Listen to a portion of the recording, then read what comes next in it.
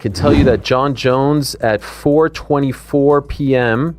posted on X that he would like to be released from the UFC.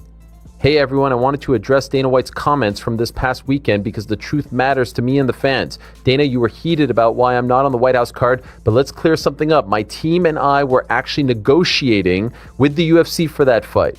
Real negotiations. I even came down from my original number, and what it was I offered in return, I was lowballed. Yes, I have arthritis in my hip and it's painful, but that doesn't mean I can't fight. So let me get this straight. If I had accepted the lowball offer, suddenly my hip would be fine and I'd be on the White House card. That doesn't make sense. I even received stem cell treatment last week to get ready for the White House card, and training camp was scheduled to start today. I was preparing to be ready. I understand business deals fall through sometimes, but going out publicly and saying things that aren't true isn't right. After everything I've given to the UFC, the years, the title defenses, the fights, hearing that I'm done is disappointing, especially when as of recently as Friday, UFC was calling me trying to get me on that White House card for a much lower number. If the UFC truly feels like I'm done, then I respectfully ask to be released from my contract today. No more spins, no more games. Thank you to the real fans who know what's up. Bones out. So, back to back, you have a tweet from Ronda Rousey, who's one of the faces of the UFC, saying, F you. And then you have Jon Jones, who I appreciate, backed up everything I said around 3 hours ago, saying we were negotiating. I was lowballed, meaning he believes he was lowballed. And if you don't want me to fight for you, if you don't think I can fight,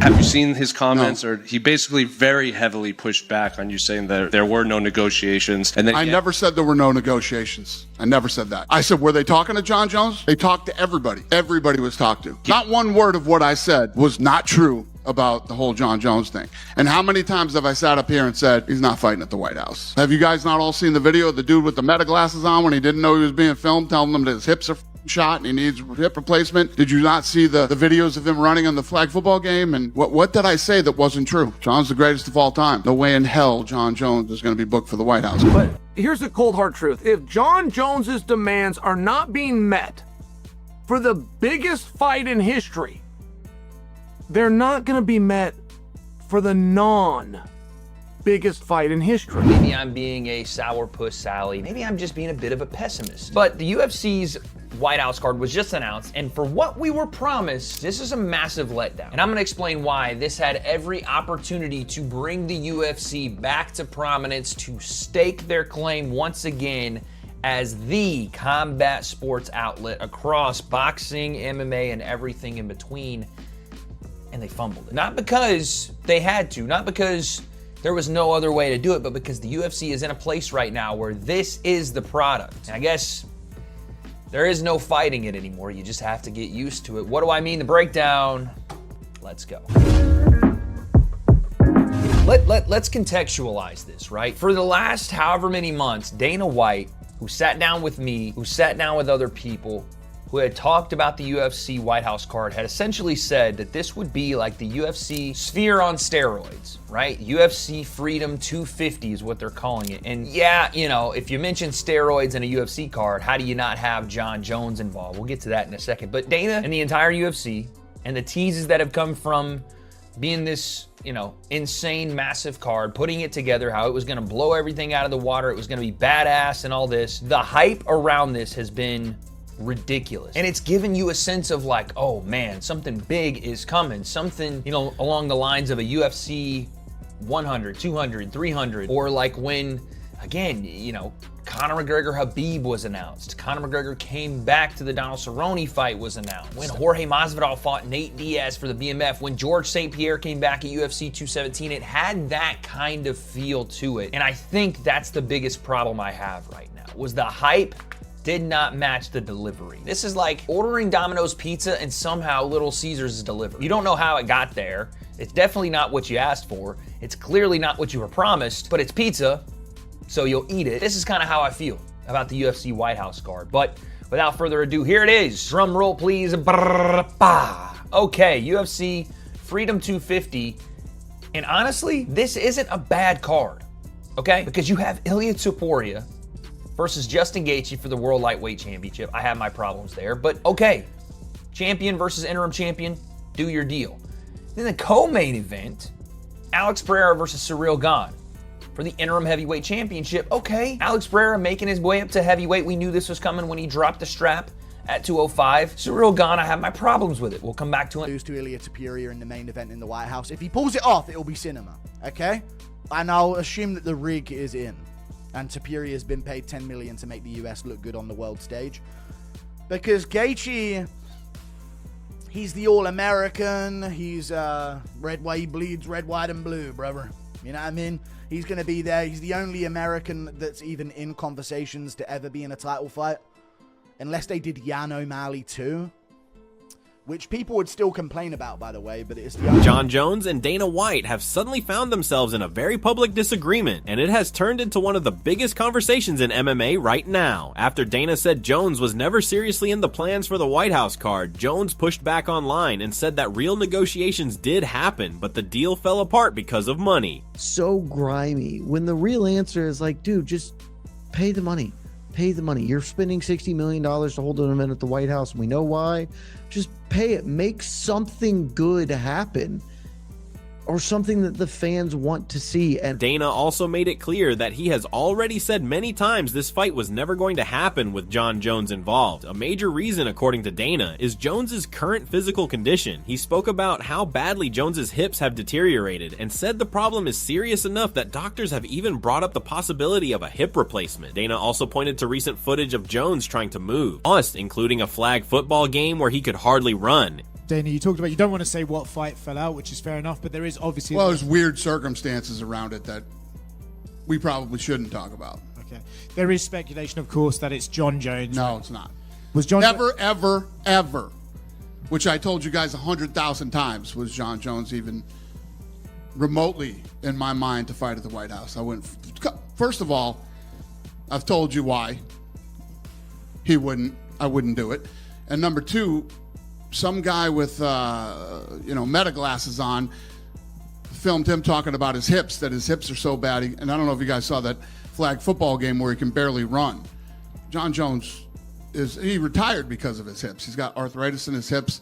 Apparently he's been,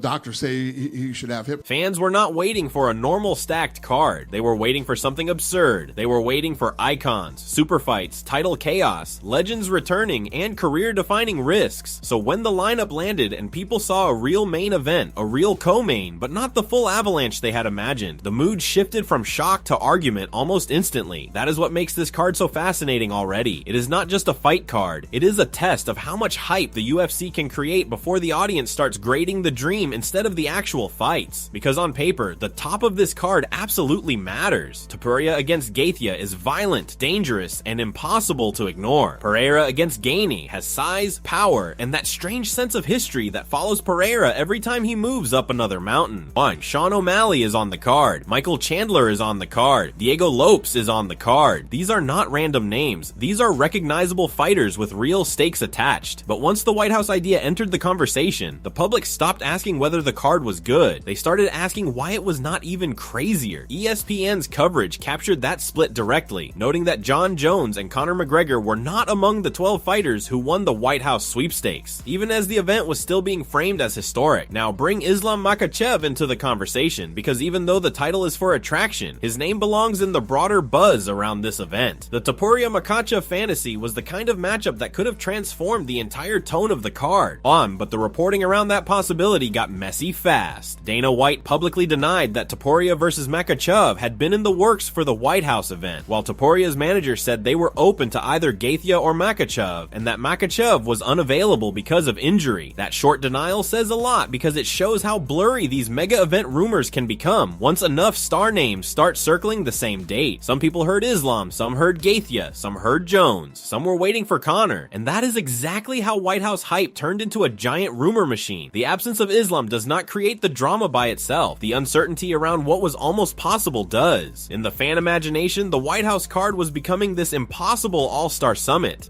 So every denied rumor felt less like clarification and more like another missing piece of the original dream. And while Islam was not officially announced for the card, the fact his name was even part of the conversation tells you how people viewed this event, not as a strong PPV, as the card that should attract the very biggest names in the sport. When those names are injured, unavailable, too expensive, or pushed into different plans, the final lineup can still be excellent and still somehow feel smaller than expected. That is the trap of huge promotion. Then there is Conor McGregor, maybe the most important ghost hovering over all of this, because even when Conor says nothing, people still build the event around whether he should have been there. His absence says something all by itself. It says either the timing was not right, the matchup was not right, or the UFC ultimately decided this card could survive without the man who historically turns major events into cultural moments. And fans do not react calmly to that. If the White House card is a symbol, then in many minds, Conor is the kind of personality built for that symbol. So when he is not there, the card feels less like the loudest version of itself. That is why this topic exploded across fight media. Not because the announced card is weak, because it exposed the gap between historic and all-time dream card. Those are not the same thing. A historic card can absolutely be real, meaningful, and commercially huge. But once people start picturing Jones, Conor, Islam, Pereira, and every other giant name under one sky on one night, almost any real lineup starts to lose the fantasy battle before the cage is even assembled. That Justin Gaethje angle might be the wildest part of the whole story. The man goes from being told he is out to suddenly headlining the event in a lightweight title unification fight with Ilia Topuria. That alone tells you how fluid this process was. It tells you how quickly a mega card can shift behind closed doors. And honestly, it also makes the final main event more interesting, because Gaethje does not enter this as the polished original centerpiece. He enters it like a dangerous late-rising chaos option, which is perfectly on brand for him. And stylistically, that fight is absolute tension. Topuria is precision, confidence, and clean destruction. Gaethje is pressure, punishment,